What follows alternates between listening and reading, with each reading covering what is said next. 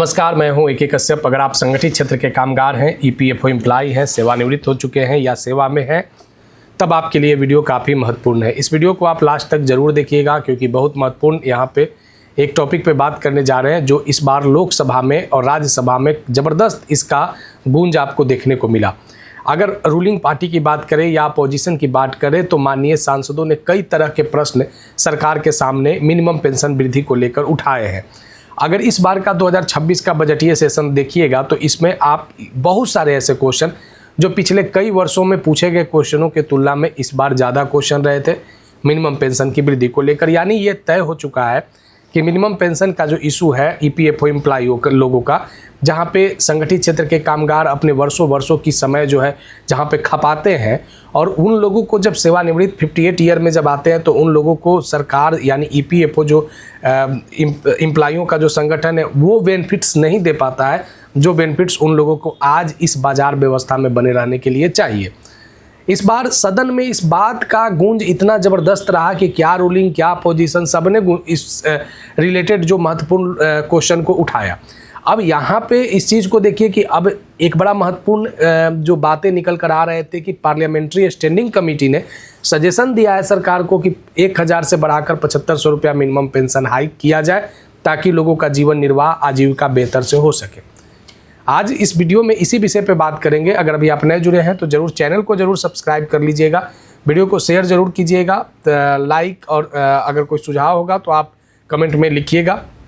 देखिए हुआ क्या है इस बार की जो पार्लियामेंट्री स्टैंडिंग कमेटी है उस पार्लियामेंट्री स्टैंडिंग कमेटी ने जो सजेशन दिया था और वो सजेशन था टेक्सटाइल डिपार्टमेंट से रिलेटेड कि मिनिमम पेंशन की हाइक सरकार जो है इस पर विचार करे। लोगों को ये लगा कि नहीं कुछ तो अच्छा होगा, लेकिन इसी बीच में जो केरल से सांसद आते हैं लोकसभा में रामचंद्रन, उन्होंने सरकार के सामने बड़ा महत्वपूर्ण प्रश्न रखा जो 2-3 बातों को यहाँ पे समझना ज़रूरी है। अभी इस चीज़ को समझना ज़रूरी है कि ईपीएफओ संगठित क्षेत्र के कामगारों की मिनिमम पेंशन हाइक को लेकर सरकार क्या सोच रही है। दूसरा चीज़ उन्होंने यहाँ पे ये भी क्वेश्चन को राइज किया कि हायर पेंशन को लेकर कितने मामलों को निष्पादित कर दिया गया है। अब ये दोनों बातों को यहाँ पे समझेंगे। सबसे पहले समझेंगे यहाँ पे कि ईपीएफओ एम्प्लॉइयों का बहुत सारा मसला जो है वो न्यायालय में भी रहा है, पूर्व में भी सुप्रीम कोर्ट ने आदेश दिया था, लेकिन यहाँ पे मसला क्या है कि जो 15,000 वाला जो सीलिंग है उस सीलिंग से रिलेटेड एम्प्लॉइयों को जो बेनिफिट्स था जिसको लेकर हायर पेंशन को लेकर जो दावे किए गए थे उसमें मैक्सिमम दावे को सरकार जो है वो निष्पादित कर दिया है हायर पेंशन को लेकर।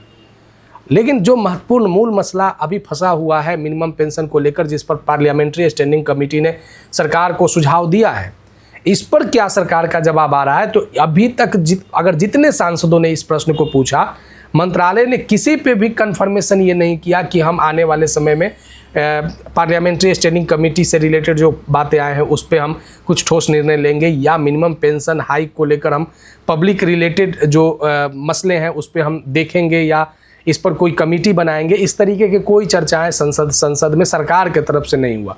यानी ये तय है कि आप भले मांग रहे हैं, आप मांगिए, लेकिन हम देने के लिए तैयार नहीं है।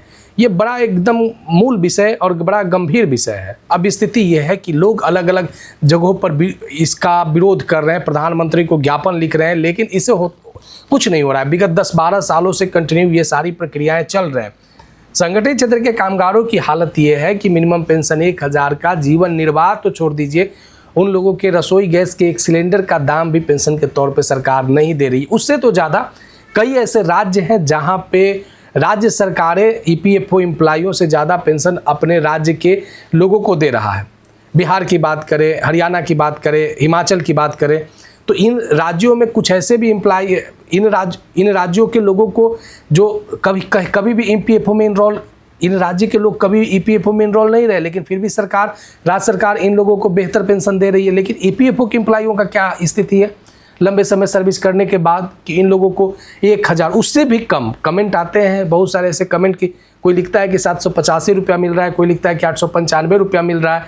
कितने लोग ऐसे लिखते हैं कि अब एक गैस की सिलेंडर नहीं आ रही है, दवा और अन्य चीज़ों को तो छोड़ दीजिए, लेकिन केंद्र सरकार और ईपीएफओ से रिलेटेड इस मिनिमम पेंशन हाइक को लेकर बिल्कुल कान में जू तक नहीं रेंग रही है। स्थिति लाखों करोड़ों कर्मचारी इस चीज़ के मांग को लेकर अलग अलग जगहों पे धरना प्रदर्शन भी दिए, लेकिन उसका कोई आउटपुट नहीं है, कोई किसी तरीके का आउटपुट नहीं है। हर बार यहाँ पे सरकार के मंत्री का एक स्टेटमेंट आ जाता है कि 1.16% हम बजटीय अनुदान के माध्यम से इन लोगों का मिनिमम पेंशन दे रहे हैं। पब्लिक स्टैंडिंग कमेटी ने क्या दावा किया है? पब्लिक स्टैंडिंग कमेटी ने कहा था कि आप बजटीय अनुदान को ही बढ़ाइए ताकि मिनिमम पेंशन बढ़ सके।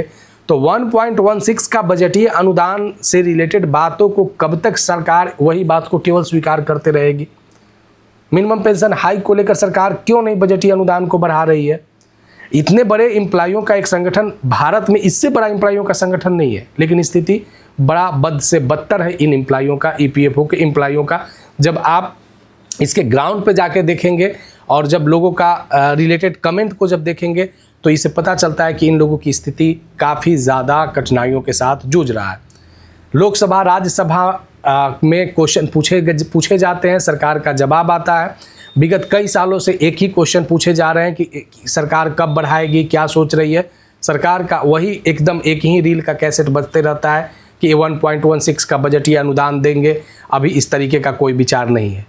आने वाले समय में करोड़ों कर्मचारी का भविष्य, जब केंद्र सरकार के एम्प्लॉइयों को 8th पे कमीशन, राज्य सरकार के एम्प्लॉइयों को 8th पे कमीशन मिलेगा, उस समय ईपीएफओ एम्प्लॉइयों के जो पेंशन से रिलेटेड जो मसले होंगे वो किस कदर से उसके तुलना में कम रहेंगे।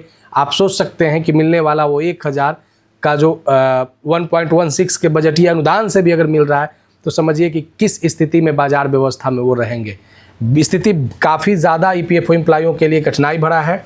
सरकार को इस पे चाहिए कि बड़ा महत्वपूर्ण रूप से निर्णय ले। वीडियो अच्छा लगा है तो ज़रूर लाइक कीजिएगा, आपके इन्फॉर्मेशन के लिए था, आपके मांग के लिए था।